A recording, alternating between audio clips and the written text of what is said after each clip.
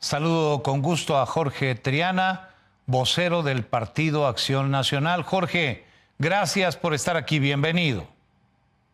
Gracias por la oportunidad, Guillermo, como siempre. Saludos a todos. Jorge Triana, estamos iniciando prácticamente el 2026. ¿Cómo ves al país cuando enfrentamos momentos muy tensos en la relación bilateral entre México y Estados Unidos en niveles nunca antes vistos en el país, como la entrega de otros 37 capos de alto nivel al gobierno norteamericano? Por supuesto, estamos viendo un tipo de relación con nuestro vecino del norte que pues prácticamente es inédito. No es casualidad que veamos una súbita entrega de 37 capos en este momento, pues prácticamente un par de días después o unos cuantos días después de la llamada telefónica que tuvo la presidenta Sheinbaum con Donald Trump, las insinuaciones de presión que han venido para nuestro gobierno.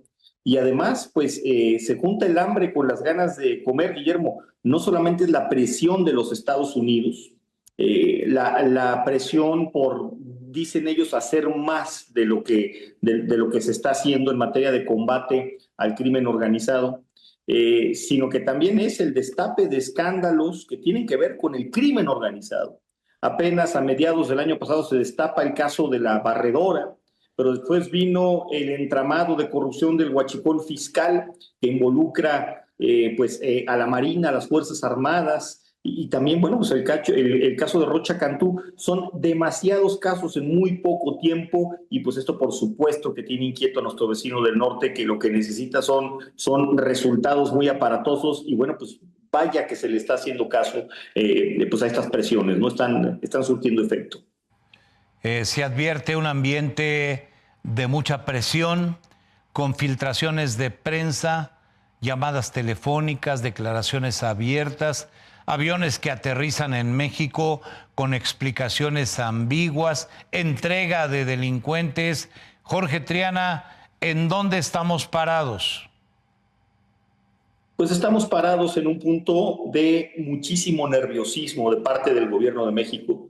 Yo no sé si en otras condiciones, vaya, sin la presión de los Estados Unidos, de Donald Trump, sin ese elefante en la sala que tenemos, que es esa pistola arancelaria con la que nos están apuntando constantemente, estaríamos viendo una suerte de viraje en la estrategia de seguridad. Yo no sé si estaríamos viendo el segundo piso de los abrazos, no balazos. Sí, por supuesto, vemos que hay más operativos, hay más decomisos, el tráfico tanto de personas como de estupefacientes, el trasiego de droga por la frontera norte ha disminuido, por lo menos en las cifras oficiales. Dice el gobierno que también los homicidios dolosos, pero yo no sé si este tema sería tan relevante si no tuviéramos un gobierno que estuviera con la lupa encima de nuestro país en este momento. Creo que hay mucho nerviosismo y pues no puede dejar de repercutir en nuestras conciencias, Guillermo, pues que ha habido, como tú mencionabas, filtraciones a medios de comunicación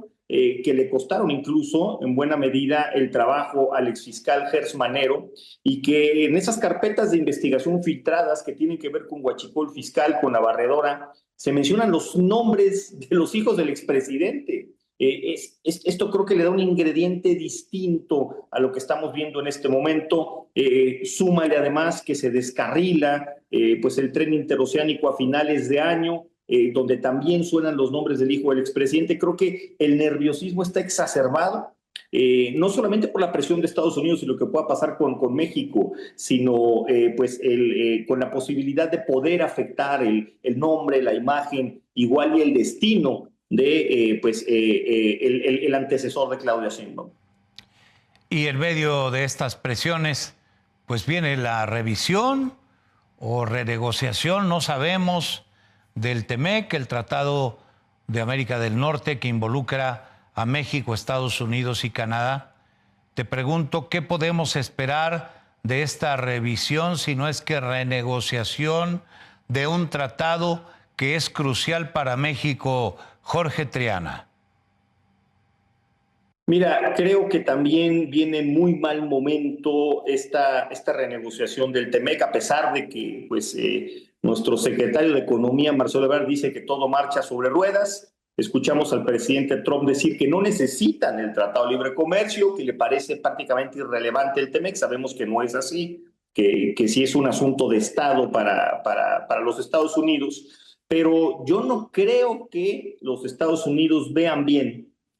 Por ejemplo, el envío majadero de hidrocarburos, de gasolina, de petróleo a Cuba, además en un ambiente de opacidad absoluta donde no conocemos bien a bien cuánto se ha pagado, cuánto se ha enviado.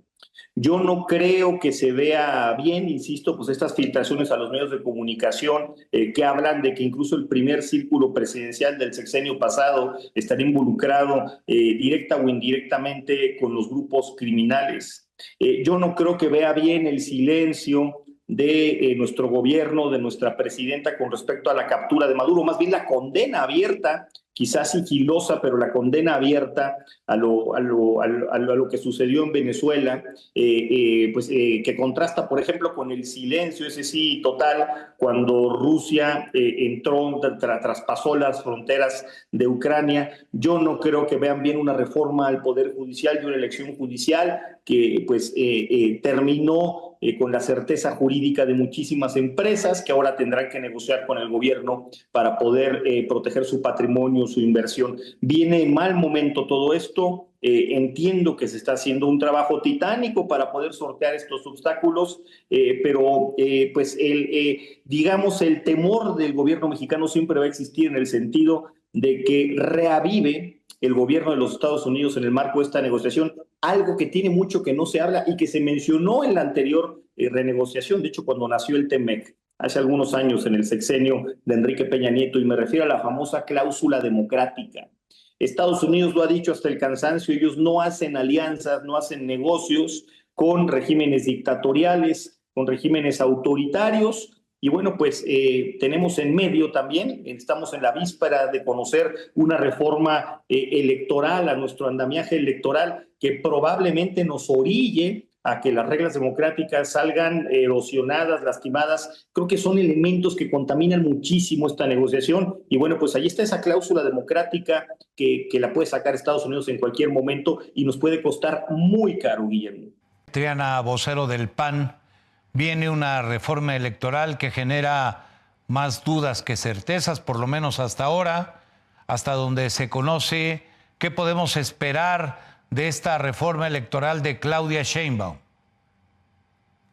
Mira, se han hablado muchas cosas, se ha hablado de temas como eliminar el fuero constitucional, la inmunidad procesal, se ha hablado de empatar el ejercicio de revocación del mandato con la elección intermedia, temas que quizá podemos estar a favor o en contra, pero que no son determinantes para nuestro futuro democrático, para el futuro de nuestro país.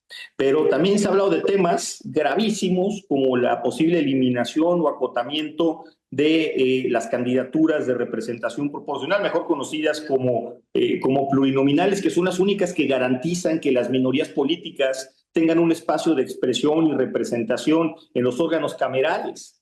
Sin estas candidaturas, sin estas diputaciones, prácticamente veríamos un Congreso unánime pintado de guinda en este momento. Quizá es lo que se pretenda. No tenemos mucha claridad de cómo venga la propuesta. Se ha hablado también de disminuir o quizá hasta eliminar el financiamiento público a partidos políticos, lo cual también es sumamente cuestionable en tiempos donde hay cerca de 2 billones de pesos de inversión en programas sociales y acusaciones frontales de activismo político de parte de los promotores de esos programas a favor del partido del gobierno. Creo que no son reglas parejas, no se está pensando en que haya piso parejo, en que haya una contienda democrática. Y mira, si me permites, esta es la primera ocasión, Guillermo, desde 1996 que se va a llevar a cabo, se puede llevar a cabo una reforma electoral que emana de la presidencia de la República. En el 96 fue una propuesta de Ernesto Zedillo, una reforma electoral, pero que incluyó una mesa de trabajo con representación de todos los partidos de oposición. Después vinieron otras reformas electorales que también escucharon a las oposiciones y que nacieron en el seno del Congreso, no de la presidencia de la República. Es gravísimo lo que estamos viendo porque, digamos, la pluma que está escribiendo, que está redactando esta reforma es Pablo Gómez, militante de Morena, activista político de Morena y que ha tenido declaraciones por demás lamentosas como aquella donde duda o más bien pone en entredicho la posibilidad de que continúe siendo autónomo el Instituto Nacional Electoral. Me parece realmente grave lo que estamos viviendo, momentos críticos, y pareciera que lejos de entender lo que está sucediendo la presidenta, escuchar a las voces disímbolas, hacer un parlamento abierto real en el Congreso, donde se escucha académicos, especialistas en temas electorales y, por supuesto, a los partidos de oposición, se limita a negociar con sus partidos aliados, que son quienes están metiendo más fuerte la pierna, pues porque ellos viven del financiamiento público y de los diputados plurinominales. De pronóstico reservado, Guillermo, pero muy preocupante, tenemos que tener las alertas encendidas. En medio de las resistencias del Partido del Trabajo y el Partido Verde a la reforma electoral, todo el mundo dice que si ellos se suman a la reforma sería como darse un balazo en el pie. Te pregunto, Jorge Triana, ¿pasará la reforma o se quedará a la mitad del camino? Mira, sin los votos de los aliados de Morena, del PT y del Partido Verde, Morena no tiene mayoría calificada, que es la que se requiere para poder sacar adelante cualquier reforma de carácter constitucional. Y si quisieran hacerlo a través de enmiendas a leyes secundarias, difícilmente la conseguirían, sería cuentagotas como tendrían los votos, de tal suerte que la aprobación de la reforma electoral pasa sí o sí por el escritorio de los presidentes, tanto del Partido Verde como del Partido del Trabajo. Han hecho declaraciones, tajantes, que a rajatabla se oponen a la posibilidad de modificar el sistema de asignación de diputaciones, a la disminución de prerrogativas públicas, son los dos temas más delicados. Entonces, creo que habrá reforma. Lo que no sabemos es cuál va a ser el alcance de esta reforma. Y ahí es donde los partidos de oposición tenemos que hablar fuerte. Mira, hay un tema adicional que nos preocupa mucho. No solamente el futuro de la democracia en un país donde el gobierno escribe las reglas para una elección. Eso ya de por sí abre la puerta a cualquier cantidad de suspicacias. A mí me preocupa mucho que se disminuya o elimine el financiamiento público y se sustituya por el del crimen organizado. Ya hay denuncias abiertas, completas, que los capos del huachicol fiscal, tú recordarás el nombre de Sergio Carmona en 2021, fondeó varias campañas a gobernaturas de Morena. De hecho, nosotros llevamos esos casos a la Comisión Interamericana de Derechos Humanos denunciando la injerencia del crimen organizado en campañas. Tendríamos que ir por poner más candados, más reglas de fiscalización para evitar esto, pero si disminuimos el financiamiento público, la puerta va a estar abierta de par en par para el crimen organizado y eso es gravísimo. Y si pasara la reforma, te pregunto, Jorge Triana, ¿a qué nos condenaría una reforma electoral en los términos en que parece estarlo planteando la presidenta de México? Mira, a pesar de que no conocemos un dictamen oficial, a pesar de que no tenemos un documento, institucional de parte de la Presidencia de la República, sí hemos escuchado voces aisladas que nos dicen que estamos encaminados a un régimen autárquico, un régimen donde solo se escucha una voz, donde la pluralidad no existe, donde, lo dijo el coordinador de los diputados del Partido del Trabajo hace unos cuantos días, ya tienen todo, ya tienen la presidencia de la República, fraudulentamente se hicieron de una mayoría calificada, torciendo la ley en la Cámara de Diputados, a través de una elección de acordeones, tomaron por asalto el Poder Judicial. Lo único que les falta es el árbitro electoral. Imagínate uno de los jugadores en un partido de fútbol que dice quién va a ser el árbitro, cuáles van a ser las reglas, cuál es la inclinación de la cancha y además con el público que ellos seleccionen como espectadores. Me parece un despropósito tremendo. Estaríamos acercándonos. No me gusta utilizar la palabra dictadura, pero por supuesto que estamos hablando de la instalación de un régimen autoritario disfrazado o con envoltura democrática, como pocas veces se ha visto. Interesante todo lo que planteas. Jorge Triana, vocero del Partido Acción Nacional, te agradezco mucho que hayas estado en el programa para compartir con nuestro público tus puntos de vista sobre estos temas de enorme actualidad. Gracias por estar aquí. Gracias a ti, Guillermo. Te mando un abrazo. Buenas noches. Gracias, Jorge. Hasta pronto.